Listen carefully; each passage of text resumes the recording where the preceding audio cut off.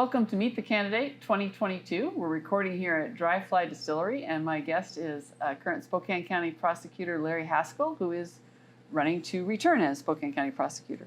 Yes, I am. Thank you very Larry. much, Lani. So this is an opportunity to introduce you to, there's always new voters every year. Yes. And tell us a little bit about where you grew up and went to school. Well, my dad was in the military, so for the first 8 years of life, I traveled wherever they sent him. But he finally did retire, and my mom, who was born in Spokane but raised in Seattle, her parents lived out in Seattle and talked my parents into moving all the way from Long Island, New York, out to Seattle. So I started the third grade at a little elementary school in the Admiral District at West Seattle, in West Seattle. Okay. And where did you go to high school and continue? Well, you know, what's interesting about that, I did the public school system for up through junior high, and then a good friend of mine went to O'Day High School and talked us into a football game one Friday night, and so I came home telling my mom and dad I want to go to O'Day. So that's where I went. And it sounds like you played football then. And as a matter of fact, I did get that opportunity. Okay. Well, what kind of, I know you're an attorney, so obviously you had some additional education and after that. Tell us a little bit about that journey. Well, sure. After high school, I joined the Air Force, and I was enlisted security police, and they sent me to Germany, and I was on the flight line guarding F-4 fighters, and I thought they seemed to be having a lot more fun with those than I was having, so I made up my mind as a 18, 19-year-old that I wanted to be a military pilot. And so I did my 4 years of enlisted time. I got out. I went to the University of Washington on the GI Bill, graduated in '79 with Warren Moon in the crowd. Yeah. That's how old I am. And then I went back in, I got commissioned, and I attended pilot training, and I flew B-52s for 7 or 8 years, including 4.5 right here at Fairchild. And then while I was out here in the mid-'80s, Ronald Reagan had revived the B-1 program, and so I got an opportunity and applied there, and I was selected in the 3rd selection board for the initial cadre of the B-1. You sound like you had fun with that. It was a dream come true. People thank me for my service, and I say, no, I want to thank you for the opportunity. It was great. It was great. All right, so you're having fun flying, and all that's going well, and somehow you decide to become an attorney. Yeah. So, well, I left the Air Force with about 17 years in, which was probably not the wisest decision I ever made, thinking I might fly for the airlines, but they don't fly the same way. And nonetheless, I caught them on the downturn anyway. So I decided, 37 years old, if I got to start life over, I'll start all over. And so I went to law school. I applied to Seattle University School of Law right when it was changing over from UPS in 1994. Graduated in '97, took the February '98 bar, and I got offered a job over here in Jim Sweetzer's office in May of '98. Okay, so some people won't know who Jim Sweetser is. So he was elected in 1994 and lost a re-election bid in 1998 to Steve Tucker, which began 16 years, during which time Steve was the elected. Okay. So you've had a considerable amount of travel experience with your military career. There's some things that you've observed in your travels that you bring back to your approach to the job. Well, throughout the military, what I learned as much as anything else is that we can all push ourselves a lot harder than we think we can. The military taught me a lot about what my true limits are, and that they're much more elastic and I'm much more durable than I ever dreamed that I could be. I saw a lot of foreign countries. I also went back on active duty from '02 to '05 after 9/11, so I took a 3-year leave of absence, and I went to Saudi Arabia, and I participated in Iraqi freedom and enduring freedom by assisting in the Air Operations Center in the middle of the desert there at Prince Sultan Air Base. Wow, that sounds, so what kind of assignments did you have? Well, you mean down there? Down there, yeah. Primarily what I was doing down there was I was working in the Air Operations Center at a desk called Air Interdiction.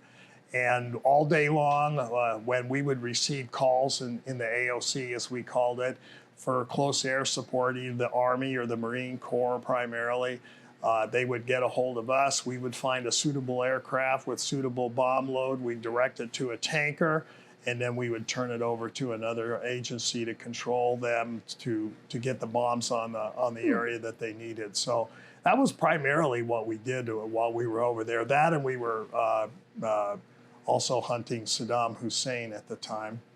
That's true. Okay, now that I've gotten us kind of off onto the old military recollections, Sure. I'll come back to just life today, family and recreation interests. Yeah, my family consists of my wife and my children, and I have 5 total, but only 2 of which are still at the house with us. And we have a dog and a cat, and my primary form of recreation is to either watch and sometimes play hockey. I did that as a kid, and then I did it at every base where I was stationed, where they actually had an ice rink in the area. Good that I was along the Highway 2 tour then, that way. Yeah. And occasionally still like to get up and fly. It's expensive though, and so I don't do it as often as I'd like to, but I still get as excited as I did as an 18-year-old when I'm around an airfield, particularly a military airfield. So you were inspired to run for office because you were enjoying your work in Sweetzer's office and saw an opening there? Well, what ended up happening, that was quite a bit down the road. I had done my 3 years of active duty, and then I also did a year with the feds, and that was from 2012 to 2013 as an AUSA over here. And when I came back, a lot of people were talking about, who was going to replace Steve Tucker, because he was indicating already in 2013 that he wasn't going to seek re-election for a 5th term. And so I put my hat in the ring, and I ran against Brian Beggs, and I defeated him in the 2014 election. Okay. Well, I'm going to give you the last word to do your 1-minute pitch of why should people vote for Larry Haskell for Spokane County Prosecuting Attorney. Well, I have the experience. I've run the office itself for the last 8 years, and it's a very large law firm. It's the largest law firm in Eastern Washington. We're on a mission to keep the public safe and also to protect the rights of the victims. We've seen an onslaught by the legislature, particularly in the last couple of sessions, and my goal is to continue to lobby the legislature for additional tools for the police and additional tools for prosecutors to keep you and your property as safe as we possibly can, hold offenders accountable, and raise the status of victims to where the state law says they should be. All right. Well, thank you for joining us today, Larry. Thank you, Sue Lani. We've heard from Larry Haskell, candidate for Spokane County Prosecuting Attorney.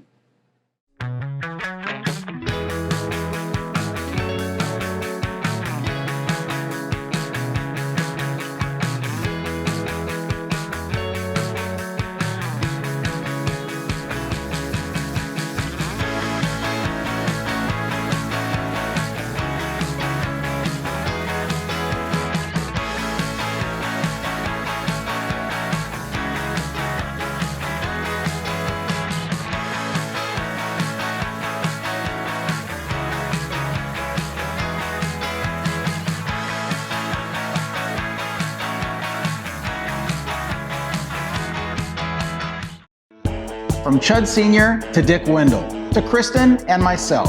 And now to our kids. Our goal is to help people drive for generations. From roll-up windows to power everything. From stick to automatic.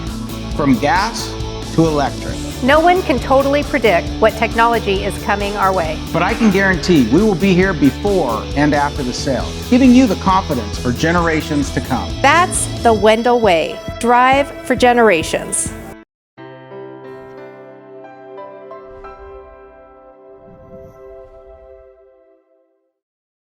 Hey voters, join me, Kirk Cameron, on Saturday, September 24th with We Believe, We Vote at the Spokane Convention Center for a night of celebrating biblical citizenship.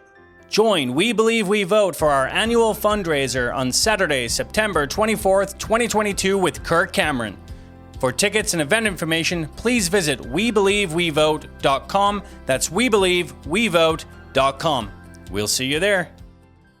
Weather in the inland Northwest can wear you down. And if your gutters are in poor condition or you do not have gutters, you could suffer damage that could cost a fortune to fix. Rainman Seamless Rain Gutters has almost 30 years of professional experience in serving the inland Northwest region and strives to ensure customer service that is second to none from the time you call to the end of the project.